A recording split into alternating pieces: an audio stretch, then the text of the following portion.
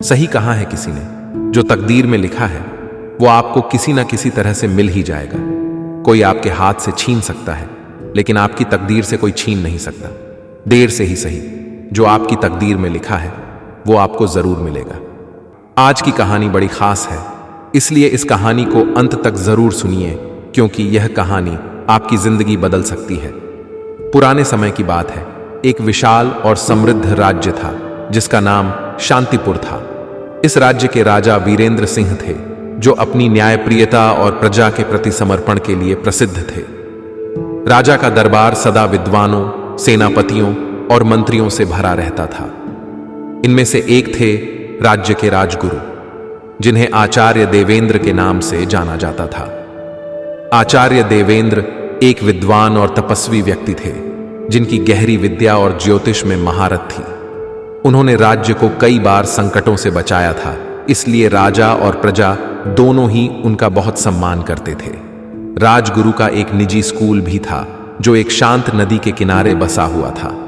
वे अधिकतर समय वहीं बिताते थे, गांव के बच्चों को पढ़ाते और जीवन के महत्व को सिखाते थे।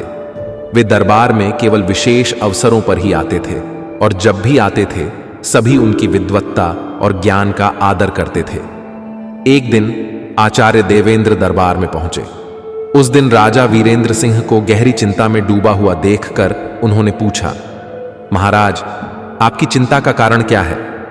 राजा ने गहरी सांस लेते हुए कहा, आचार्य, मेरी बेटी राजकुमारी चंद्रिका अब विवाह योग्य हो गई है। वह बहुत ही गुणी, बुद्धिमान और सुंदरी है, लेकिन अब तक उसके लिए उपयुक्त वर नहीं मिल पाया है। यह सोच सोचकर मैं चिंतित हूं कि उसके लिए सर्वश्रेष्ठ वर कौन हो सकता है। आचार्य देवेंद्र ने गंभीरता से कहा, महाराज, यदि आप अनुमति दें तो मैं राजकुमारी की कुंडली देख सकता हूं। शायद उसमें कुछ संकेत मिले जिससे हम उचित वर का चयन कर सकें। राजा ने सहमति दे दी और राजकुमारी की कुंडली आचार्य देवेंद्र के सामने रखी गई। आचार्य ने कुंडली को ध्यान से पढ़ना शुरू किया और धीरे धीरे उनके चेहरे पर गंभीरता छा गई। उनकी भौहें तन गईं और आंखों में आश्चर्य के भाव आ गए। आचार्य देवेंद्र ने गहरे विचार में डूबते हुए कहा, महाराज, राजकुमारी चंद्रिका की कुंडली अत्यंत विलक्षण है। वह प्रतिभा की धनी है और उसका भाग्य अत्यंत उज्जवल है। उसकी कुंडली में लिखा है कि जिसके साथ भी उसका विवाह होगा वह व्यक्ति राजा से महाराजा, महाराजा से सम्राट और सम्राट से चक्रवर्ती सम्राट बन जाएगा। उसकी उपस्थिति जिस कुल में भी जाएगी उस कुल का भाग्य उदय होगा और वह कुल उन्नति के शिखर पर पहुंच जाएगा। राजा वीरेंद्र सिंह यह सुनकर हर्षित हो गए, लेकिन तभी आचार्य देवेंद्र के मन में एक कुटिल विचार आया। उन्होंने सोचा, यदि ऐसा ही है तो क्यों ना मैं ही उससे विवाह कर लूं। मैं भी तो इस महान भाग्य का अधिकारी बन सकता हूं। यदि मैं उससे विवाह कर लूं तो मेरा भी भाग्य उदय होगा और मैं चक्रवर्ती सम्राट बन जाऊंगा। इस लालच ने आचार्य देवेंद्र के मन पर कब्जा कर लिया और उन्होंने एक योजना बनाई। आचार्य देवेंद्र ने राजा से कहा, महाराज, यद्यपि राजकुमारी का भाग्य अत्यंत उज्जवल है, लेकिन इसमें एक अड़चन है। यदि उसका सीधा विवाह करा दिया गया तो उसके साथ विवाह करने वाला व्यक्ति भी उसका भाग्य लेकर उन्नति करेगा, लेकिन उसके परिवार का विनाश निश्चित है। उसकी कुंडली में लिखा है कि यदि उसका विवाह सीधे किसी भी राजा से करा दिया जाए तो वह राजा का परिवार और वंश नष्ट हो जाएगा। राजा वीरेंद्र सिंह यह सुनकर गहरी चिंता में पड़ गए। उन्होंने कहा, आचार्य, फिर क्या किया जाए? मेरी बेटी का भाग्य तो उज्जवल है, लेकिन मैं अपने वंश के नाश का जोखिम नहीं उठा सकता। आचार्य देवेंद्र ने अपनी योजना के अनुसार सुझाव दिया, महाराज, एक उपाय है। आप राजकुमारी को एक बड़े से बक्से में बैठाकर उसमें हीरे जवाहरात और आभूषण भर दीजिए। फिर उस बक्से को नदी की धारा में प्रवाहित कर दीजिए।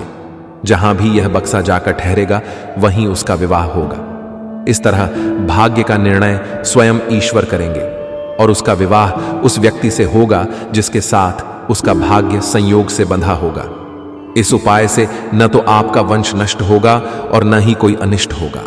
राजा ने सोचा कि आचार्य देवेंद्र का सुझाव समझदारी भरा है। उन्होंने आचार्य की बात मान ली और उसी दिन राजकुमारी को एक बड़े बक्से में बैठा दिया गया।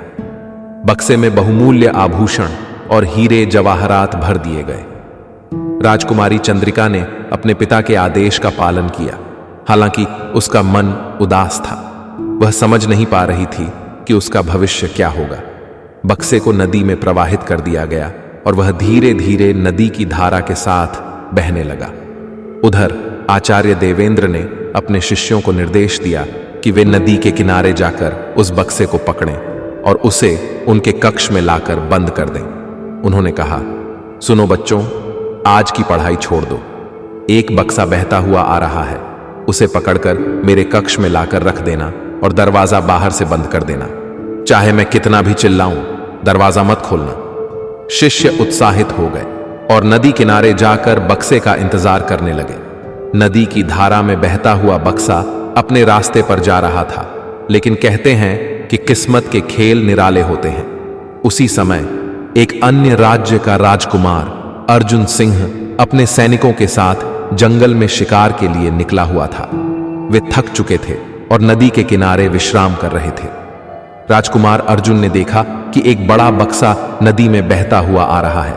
उन्होंने अपने सैनिकों को आदेश दिया, जाओ उस बक्से को पकड़कर लाओ। सैनिकों ने बक्से को नदी से बाहर निकाला और राजकुमार अर्जुन के सामने लाकर रखा। बक्सा भारी था, लेकिन जब उसे खोला गया तो अंदर से एक सुंदर राजकुमारी निकली। राजकुमार अर्जुन यह देखकर आश्चर्यचकित हो गए और उन्होंने पूछा, देवी, आप कौन हैं और इस हालत में यहां कैसे पहुंचे? राजकुमारी चंद्रिका ने उन्हें सारी कहानी बताई।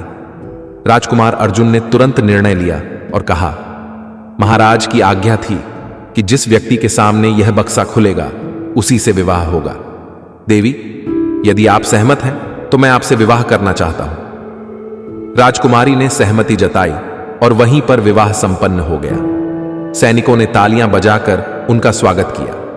उधर आचार्य देवेंद्र को उम्मीद थी कि बक्सा उनके पास पहुंचेगा, लेकिन किस्मत ने उनका साथ नहीं दिया। बक्सा नदी में बहते बहते राजकुमार अर्जुन तक पहुंच गया। जब शिष्य नदी के किनारे बक्से का इंतजार कर रहे थे तो उन्हें एक बक्सा बहता हुआ दिखाई दिया। बक्सा देखकर वे खुशी के मारे उछल पड़े, लेकिन बक्सा इतना भारी था कि यह हिल भी नहीं रहा था। कई घंटों की मशक्कत के बाद बक्सा उठाकर ऊपर लाया गया और उसे लादकर उनकी कुटिया तक पहुंचाया गया।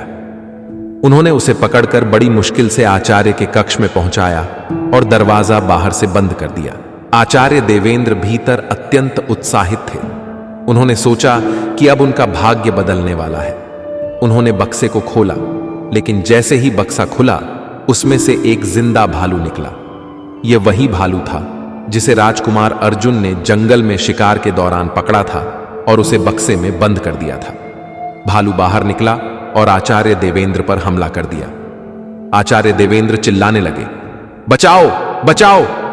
लेकिन शिष्य बाहर खड़े थे और उन्हें आदेश दिया गया था कि दरवाजा न खोलें। उन्होंने आचार्य की आवाज को अनसुना कर दिया।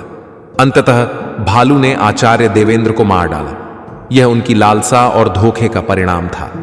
यह कहानी हमें यह सिखाती है कि लालच और धोखे का अंत हमेशा विनाशकारी होता है। आचार्य देवेंद्र ने अपनी विद्या और ज्ञान का दुरुपयोग किया और परिणाम स्वरूप उन्हें अपने जीवन से हाथ धोना पड़ा। भाग्य और संयोग का खेल हमेशा हमारे नियंत्रण में नहीं होता और जो होना होता है वह होकर रहता है। देता है कि हमें अपने मन में आने वाली बुराइयों को कभी भी अपने ऊपर हावी नहीं होने देना चाहिए, क्योंकि यदि हम अपने अंदर के लालच और बुराइयों को काबू नहीं कर पाए तो उनका परिणाम सदैव विनाशकारी होता है। बाकी अगर ये कहानी आपको अच्छी लगी हो तो इस वीडियो को लाइक करें और ऐसी और कहानी सुनने के लिए डे इंस्पायर्ड यूट्यूब चैनल को सब्सक्राइब करें।